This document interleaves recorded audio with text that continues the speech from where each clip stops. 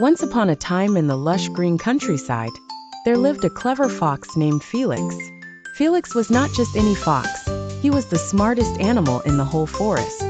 He had bright, shiny eyes and a fluffy, orange tail that wagged when he was happy.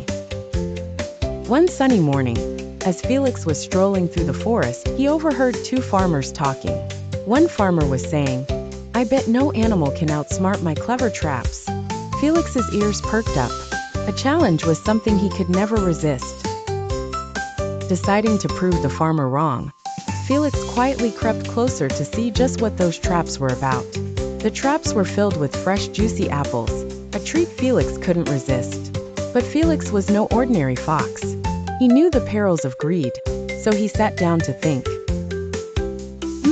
He mused. "These traps really are tricky, but I bet if I use my wit, I can have those apples without getting caught." Felix started planning. He gathered some sticks and leaves and created a small replica of himself. It looked just like him from afar. Using this decoy, Felix approached the trap from a safe distance. He placed the fake fox near the edge of the trap. The contraption snapped shut with a loud clang, thinking it had caught its prey. But it hadn't. Felix's dummy had triggered the trap instead.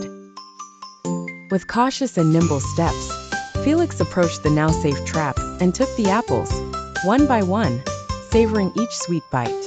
"Ah, delicious," he chuckled to himself, his fluffy tail swishing with pride. The farmers soon realized their traps were empty, but scratches of orange fur remained. They stood scratching their heads, surprised and amused by the cleverness of the fox. From that day on, Felix was known as the cleverest fox in the forest. Not only did he prove that brain power could outwit even the smartest traps, but he also taught the villagers an important lesson: never underestimate the cleverness of a determined fox.